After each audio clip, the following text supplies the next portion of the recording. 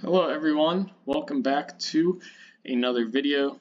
Today I am going to just be sharing a few things that I've learned so far from Whatnot. So I've done 2 streams on Whatnot now. I'd like to, do 1 or 2 a month, not too often, but it's something I do enjoy doing and I think could, help promote growth for myself either through advertising, the YouTube channel, my eBay store.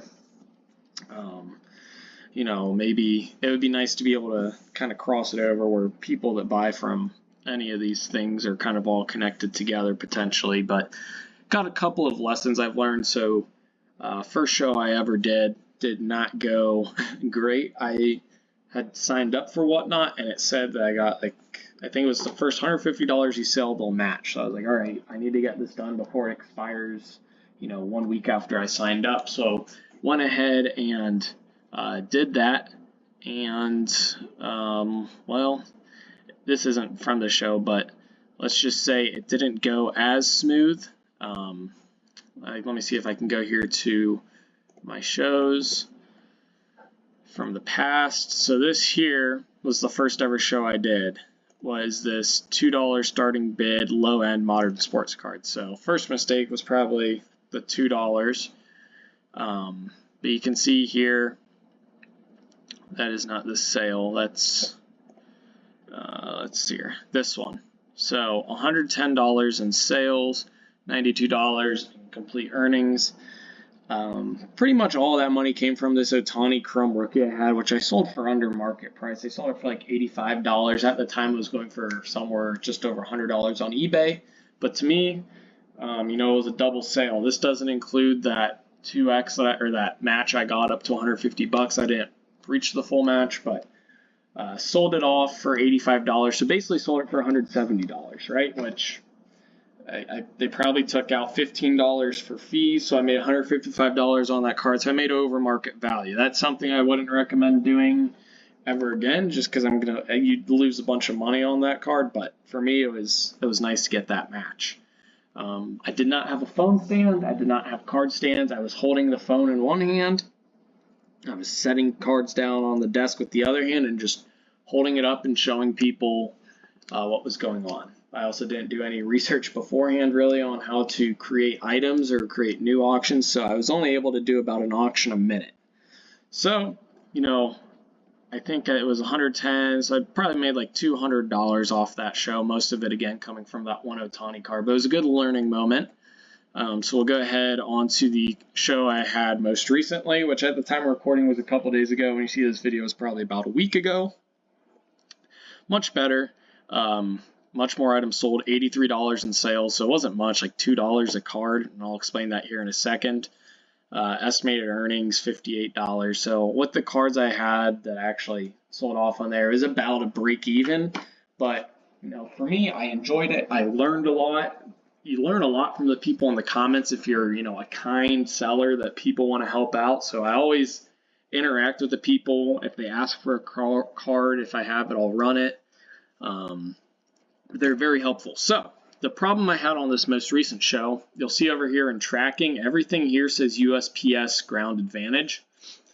When I was setting up the show, I missed the selection for enabling PWE shipping, essentially. Plain white envelope. The eBay has their own program, but it's approximately $1 a card if you want to average it out between the 1 and 3 ounce weights. We'll just call it $1 a card shipping, whereas USPS Ground Advantage was showing like $4.50 shipping for everyone. So that's an extra $3.50 shipping they're having to pay. And most of the cards I was running, I was expecting to get $3 to $5 on.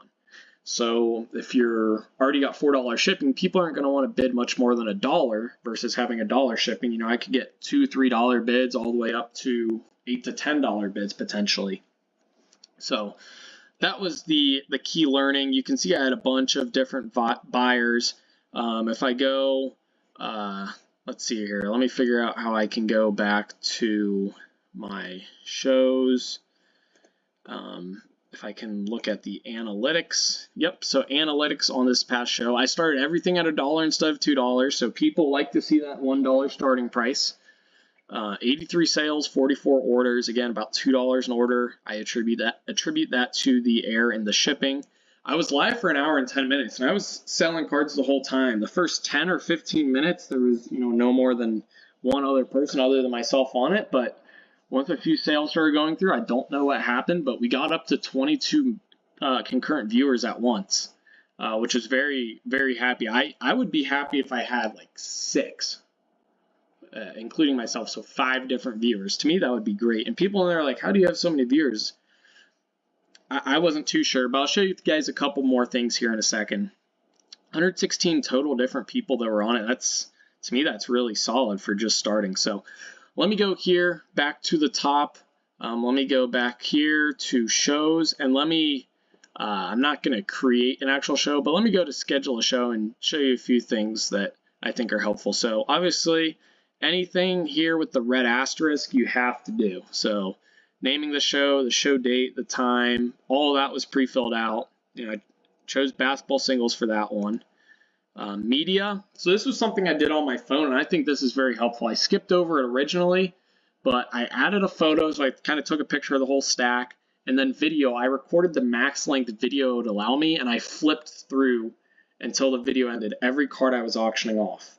Whether that actually does anything for people or not, I don't really know, because they could view the items in the store beforehand. But in my opinion, I'm treating this, creating your show, like it is an application to a job. Not everything is required. If you apply for a job, you got to put your name, you got to put, date of birth. There's a few other required things, probably like social and stuff like that. You got to go through check boxes. But then there's a lot of optional stuff like prior experience. Sometimes maybe they only require one, but you also want to write, a good description for all those things. You want to include all of your prior experiences.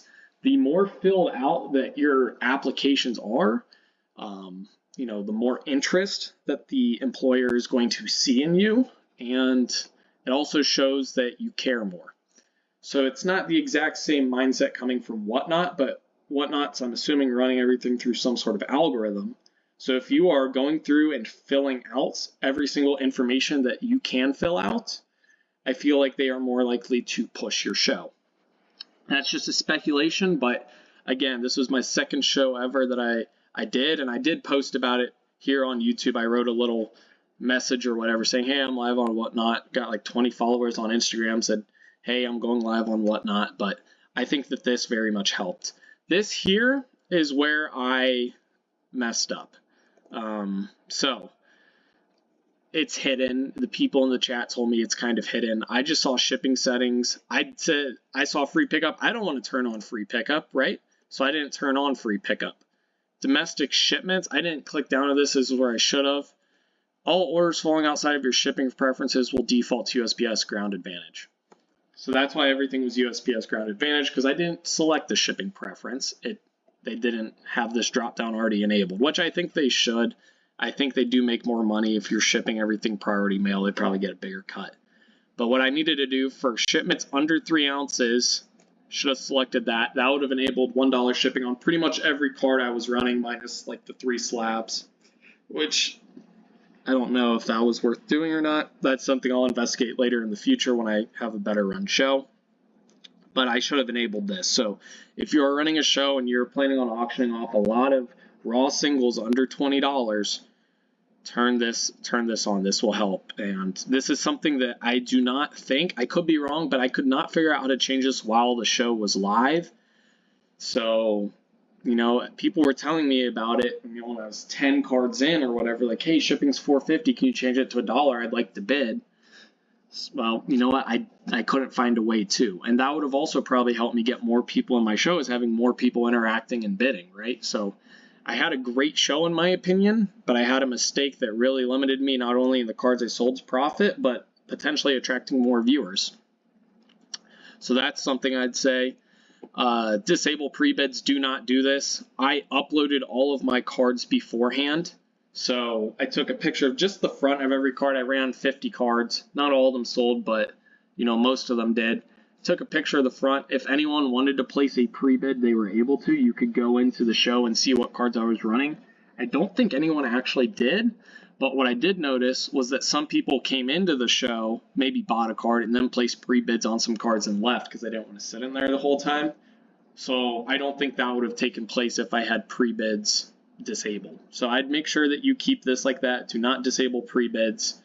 Obviously, English, you don't want explicit language, because to me, saying explicit language means that you're going to limit the number of people that are going to see your show. So just keep it professional. Muted words. I didn't do any of this either. In the future, if I ever run into a problem, I guess this is something I'd have to look into, but for the most part, people on Whatnot seem to be good, especially for me. I've got a smaller show. People aren't going to go in there and try to disrupt it, so I just didn't fill that out. I wanted it to be public. I wanted as many people to come in as possible, so public, obviously. Promoting show, I've heard a lot of do not promote your show, so I didn't promote it. I got, over 20 concurrent viewers. Not that I'm bragging or anything, but I'm just saying I didn't select this, and this was only my second show ever, and it wasn't a great run show. It was much better than the first, but don't promote your show. You just end up paying money, and Whatnot's going to promote your show if it is going well. If you fill out the whole application, if you are treating buyers right so that they continue buying from you and you're getting solid bids on pretty much every card you're running, I think Whatnot will promote your show. So I would not do that. So just to recap, those are the major learnings I've had. Make sure that you have $1 shipping enabled. Make sure that you fill out all of the information on the scheduling your show. It's like an application. The more you do, the more likely you are for other people to see your show and get pushed up. Make sure when you package your cards that you scan them in the Whatnot app. I forgot for this order. That's okay. When they get scanned in by USPS, it will mark in the app that they've been shipped. But that's just a way for people to know the labels are printed and you actually have your cards inside of a package. So I forgot to do that. I'll remember for the next time. That's not a huge deal because Whatnot, we'll get them tracked from USPS. And last but not least, just keep it engaging, right? There's a chat on there. Try to respond if you can. If people ask you, hey, do you have a card? Try to be educated beforehand. People ask, do you have Curry? Do you have Edwards? Do you have so-and-so?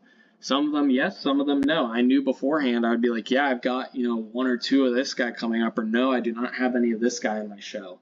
And then I'd always refer them to the shop after that. I'd say all the cards are pre-listed in the shop if you want to go through and look at everything that's there, right? Because maybe they come for one guy, but then see a cool card they like in the shop and stay or place pre-bid. So, yeah, that is what I would do. Those are the lessons I've learned from Whatnot. I'm going to continue in the future here, trying to buy really cheap singles. So if you've got any good places I can do that, let me know. Best way I've found so far is just buying stuff off eBay, getting combined shipping. Guys might have cards listed for $1 plus $5 shipping, so people don't bid on it. But if I buy 20 of those cards, it's going to cost me maybe $8 to $10 in shipping, but I got all of them for just over $1 a card, basically. So buying a bunch off eBay. Any other places, let me know. But hopefully you guys enjoyed this video. It wasn't an extremely organized video, but I just kind of wanted to share a few things I've learned so far. So hopefully you enjoyed. If you did, like and subscribe. Let me know what you thought of this video down below. Other video ideas you want to see. Do you like these videos where I kind of not showing off cards, but on the computer, kind of showcasing things I've learned or put together? So really hope you guys enjoyed this. eBay and COMC are in the description. I'm going to start including a Whatnot link as well.